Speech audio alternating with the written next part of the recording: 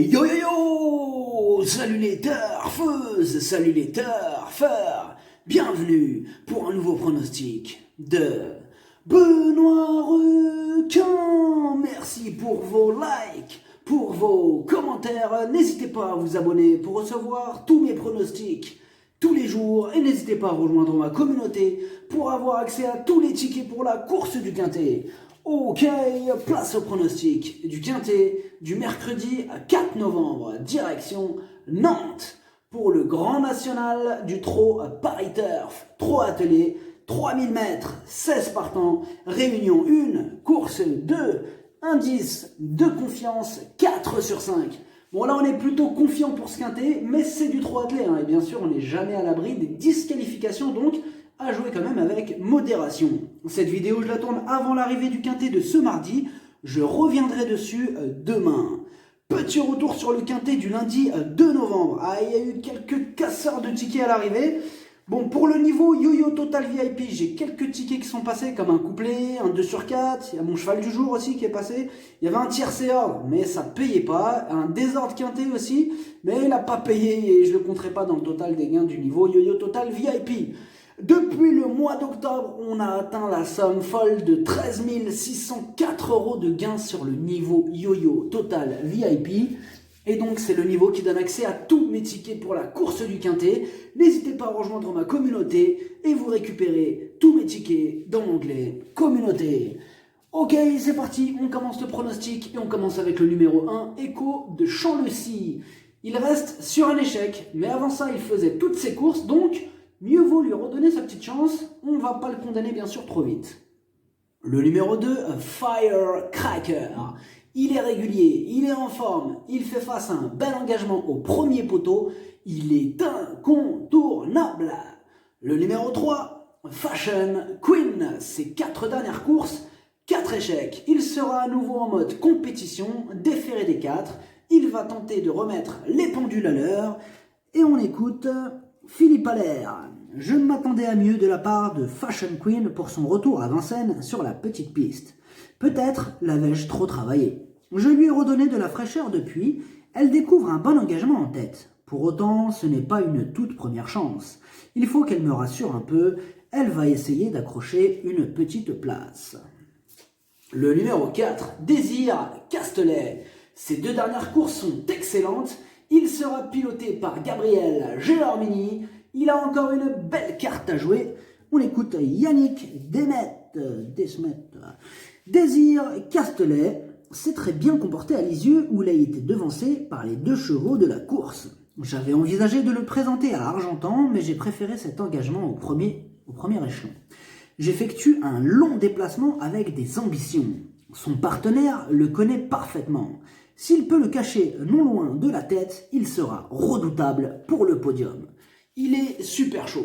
Le numéro 5, Foxtrot, si. C'est une rentrée totalement ferrée. On ne l'a pas revu depuis le mois d'août. Alors là, en cas de défaillance, à la rigueur, il intéressera les amateurs de champ réduit, car c'est quand même une surprise possible en bout de combinaison. Le numéro 6, attendez, excusez-moi, on va peut-être écouter son entraîneur, ce qu'il en pense. Bah oui, pourquoi pas. Donc on reste sur le 5, excusez-moi. On écoute Cédric Mégissier.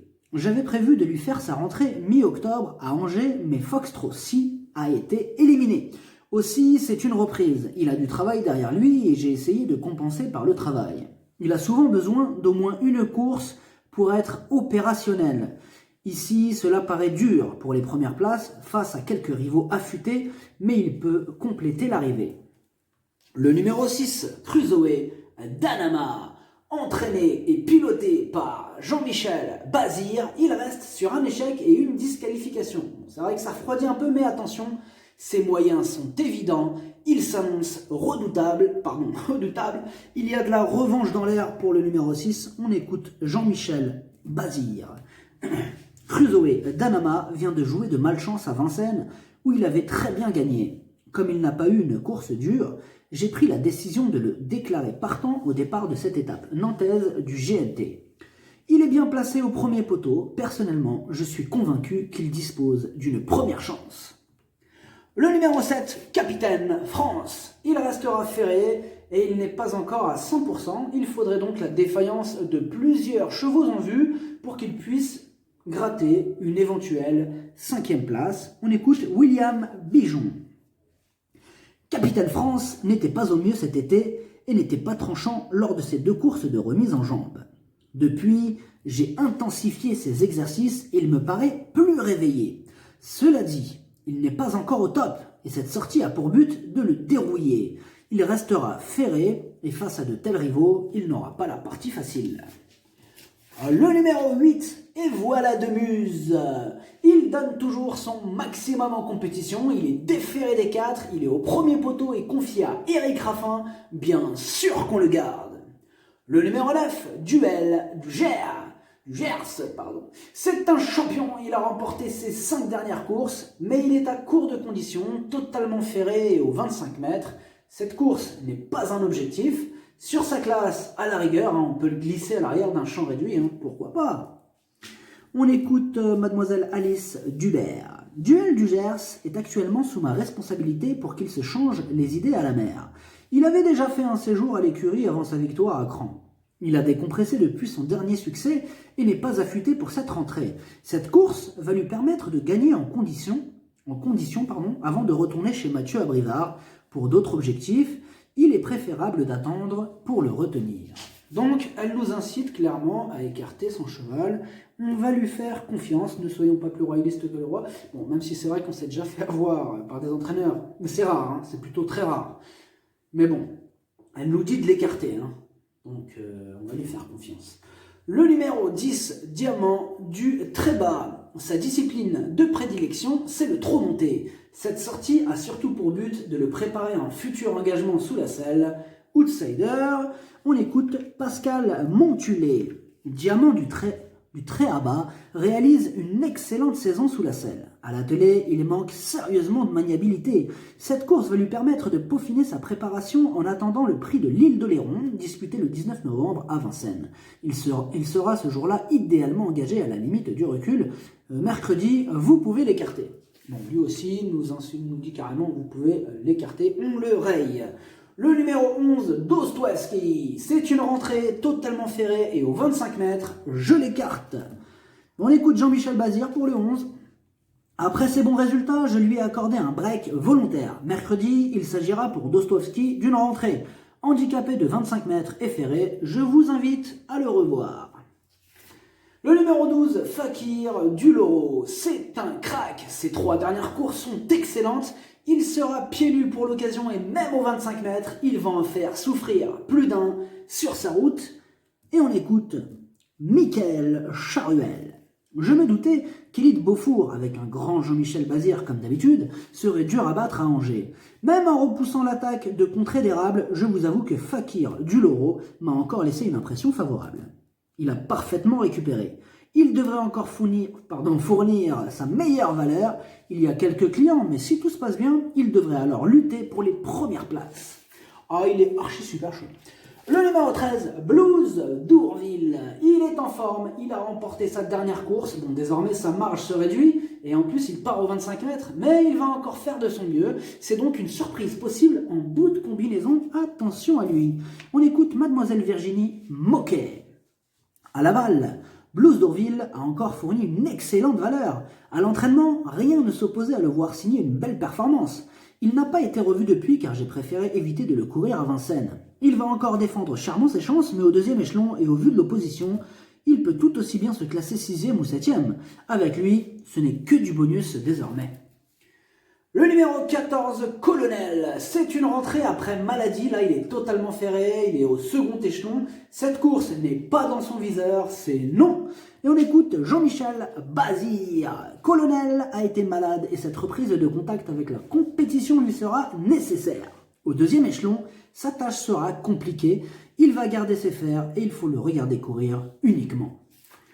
Le numéro 15, Drôle de Jet. Ses 5 dernières courses, il n'est pas descendu du podium.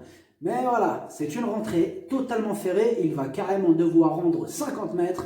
Là, sa tâche s'annonce quand même compliquée. Bon, on écoute Pierre Vercruz. Depuis le printemps, Drôle de Jet a aligné les bonnes performances et a eu le droit à des vacances après sa 3e place dans le prix d'été. Il est allé se ressourcer 3 semaines à la mer chez Reynald Coppens.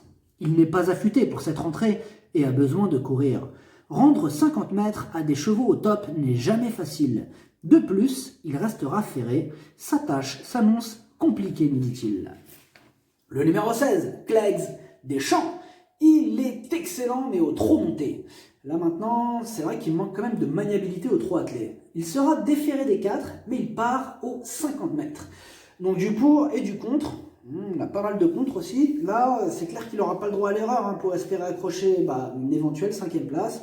Mais ça s'annonce dur quand même sa mission. On écoute Thierry Raffegeau. Clegs Deschamps a connu des problèmes de jambes et a été arrêté 6 mois. Il effectue ici sa rentrée. Je le défère d'entrée de jeu malgré les 50 mètres de handicap. Cette course aura valeur de test. Il reste peu pratique avec le sulky, mais il possède un moteur. Il me paraît déjà assez prêt. Aussi, il n'est pas incapable d'être 5, 6e.